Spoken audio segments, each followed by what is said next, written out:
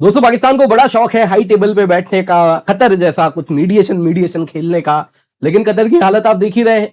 एकमात्र ऐसा देश है जिसको ईरान ने भी मिसाइल से मारा है और इजराइल ने भी मारा है। अब दोस्तों पाकिस्तान कुछ ऐसा ही मीडिएशन का खेला खेल रहा था और अब ईरान ने उसी की कीमत पाकिस्तान से वसूलनी शुरू कर दी है। जी हां, आज ईरान ने पाकिस्तानी जहाज को हॉर्मुज पास करने से रोक दिया है।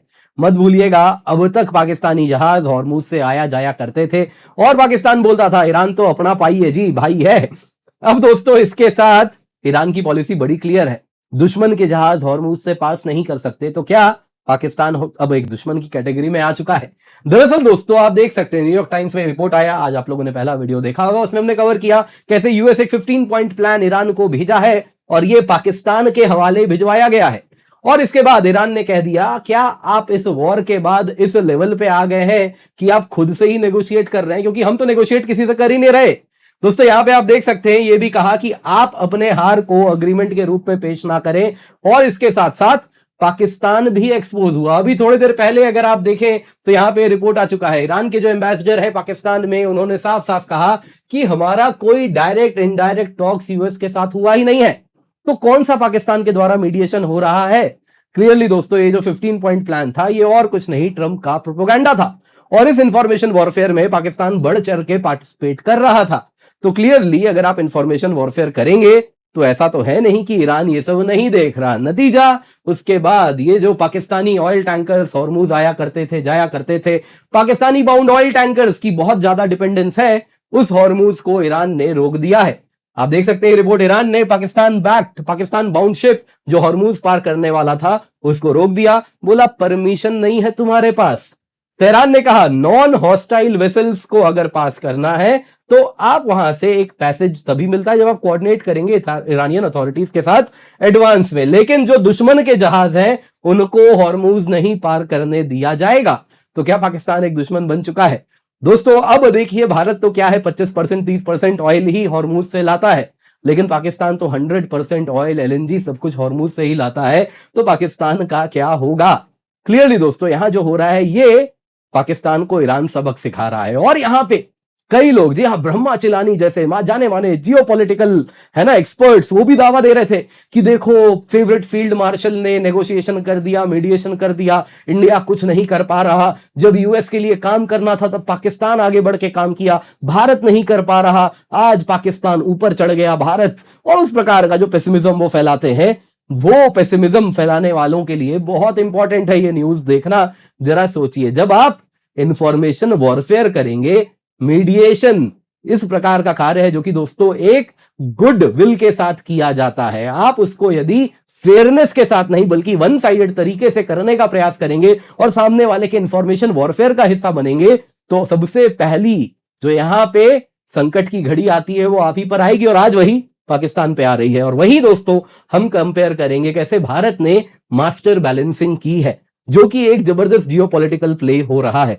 तो आइए जरा आज के वीडियो में इसी पर चर्चा करते हैं। पर इससे पहले आगे बढ़े आपसे निवेदन है, वीडियो लाइक करें, चैनल सब्सक्राइब करें, बेल आइकन अवश्य दबा दें और साथ ही साथ आपको बताना चाहूंगा आपके लिए 2 साल का करंट अफेयर्स पीटी 730 हम लेकर के आए हैं। वन स्टॉप सोल्यूशन है। जी हाँ दोस्तों, polity, species in news, geography, environment, art and culture, सब कुछ एक साथ, स्पोर्ट्स से लेके इकोनॉमी से लेके इकोनॉमिक टर्म से लेके आर्टिकल्स में कौन कौन से कॉन्स्टिट्यूशन के अमेंडमेंट हुआ है, सब कुछ कवर किया जा रहा है जियोपॉलिटिकल मैपिंग तक। दोस्तों यहाँ पे क्यूआर कोड है, इसको स्कैन कर लें। पहले स्कैन नहीं हो रहा था तो कोई बात नहीं, अभी ट्राई कीजिए, ये हमने क्यूआर कोड बदला है, ये स्कैन हो जाएगा और आपको लिस्ट मिल जाएगा जहां से आप पीटी 730 डाउनलोड कर सकते हैं। तो मेक श्योर इसको आप जरूर जुड़ जाएं। इसके सिवा आपके लिए दोस्तों हम अनअकैडमी रिवीजन टेस्ट सीरीज लाए हैं केवल 1999 रुपए में, जिसमें 30 टेस्ट आपको मिल रहा है, 8 subject wise online test, 22 full length test with OMR जो आपके घर पे भिजवाया जाता है क्वेश्चन पेपर के साथ, 11 जीएस का, 11 सीसैट का। तो मेक श्योर आप जुड़ जाए, रियल एग्जाम सिमुलेशन होता है, ये कीमत तब अनलॉक होती है जब आप KC10 कोड यूज कर रहे हैं। पिन कमेंट में आपको इसका भी लिंक मिल जाएगा। तो सबसे पहले दोस्तों एक पाकिस्तान बाउंड कंटेनर शिप था जो कि हॉर्मुज पार करना चाह रहा था, ईरानियन फोर्स ने उसको रोक दिया। वेसल का नाम था सेलेन, जो कि यूएई के शारजा से सामान लेके कराची जा रहा था। अब दोस्तों इस जहाज के साथ कुछ ऐसा हुआ, कुछ इस प्रकार से यूएई से शारजा से आया, हॉर्मुज पहुंचा और यहां पे इससे पहले वो फर्दर एंटर करता, उसको ईरानियन नेवी ने बोला वापस पीछे हो लो, इससे पहले तुम पे बमबारी हो जाए। और उसके बाद ये जहाज अब उल्टे पैर वापस जा रहा है। इन शॉर्ट इसको हॉर्मुज पार नहीं करने दिया है। दोस्तों ये जो सेलिन वेसल है, अगर आप देखें तो इसके बारे में कहा गया कि इसको ट्रांजिट ऑथराइजेशन नहीं है। कारण है आईआरजीसी ने इसे परमिशन नहीं दिया है। अब दोस्तों तेहरान ने कहा कि नॉन हॉस्टाइल वेसल्स यानी जो नॉन दुश्मन के जहाज हैं उन सबको यदि हॉर्मुज से पार करना है तो आपको एडवांस में हमारे साथ कोऑर्डिनेट करना पड़ेगा, कुछ केसेस में पैसे भी दिए जाने होंगे और तभी आपको पार्टिसिपेट उससे मूव करने दिया जाएगा। पाकिस्तानी जहाज अब तक कोऑर्डिनेट करके मूव कर रहे थे, लेकिन ये पहला इंस्टेंस सामने आ रहा है जब पाकिस्तानी जहाज को रोका गया है। तो दोस्तों ऐसा कैसे हो रहा है? क्लियरली पाकिस्तान अब तक तो फ्रेंड के कैटेगरी में था, जहाज मूव कर रहे थे, लेकिन अब जहाज रोका जा रहा है। यानी कि ईरान का जो लेंस है पाकिस्तान के प्रति वो बदलना शुरू हो चुका है, अब एक दुश्मन के नजर से उसे देखने लगा है। यहां आपको क्लैरिफिकेशन दे देता हूं, जो हॉर्मुज से जहाज भारत आ रहे हैं, भारत को एक पैसा भी नहीं देना पड़ रहा। ये जो भारत में ईरानियन एम्बेसी है उन्होंने स्वयं कहा है कि इंडिया से कोई चार्ज नहीं है जब आप हॉर्मुज पार कर रहे हैं। दोस्तों यहां पे अगर आप देखें तो इस प्रकार से जब पाकिस्तानी जहाज को रोका जा रहा है तो ये एक सिग्नलिंग है पाकिस्तान को, क्योंकि ये जो न्यूज आया है ये तब आया है जब पाकिस्तान से रिपोर्ट्स आने शुरू हुए कि यूएस ओरिजिन 15 पॉइंट प्लान है जो कि यूएस के लिए पाकिस्तान ईरान को दे रहा है। ईरान ने साफ साफ कहा है कि देखिए ऐसा कोई नेगोशिएशन हुआ ही नहीं है, कोई पाकिस्तान बैक नेगोशिएशन नहीं हो रहा है। साफ साफ आज ये भी कह दिया कि तुम डिफीट को डिप्लोमेसी बना के मत परोसो, तुम हार चुके हो।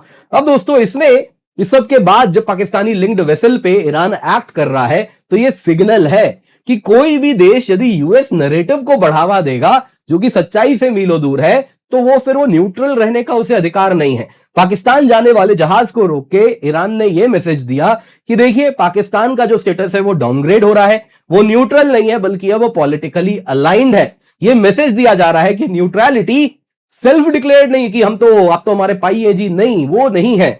न्यूट्रलिटी बिहेवियर बेस्ड है, तुम क्या कर रहे हो उससे डिसाइड किया जाएगा। वहीं दोस्तों भारत में ब्रह्माचलानी जी, यहां पे आप देख सकते हैं ये पाकिस्तान बैक मीडिएशन वाला जो प्रोपोगंडा आया उस पे कैसे रिएक्ट किए।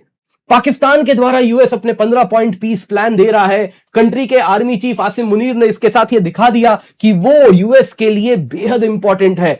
आसिम मुनीर ने जो दिखाया है ये दिखाता है कि पाकिस्तान जियोपॉलिटिकली यूएस के लिए बड़ा इंपॉर्टेंट है। और इसके साथ ये ट्रंप का जो अर्लियर डिस्क्रिप्शन था फेवरेट फील्ड मार्शल का, आज क्यों कहा था ट्रंप ने तब, ये बात आज समझ आ रही है।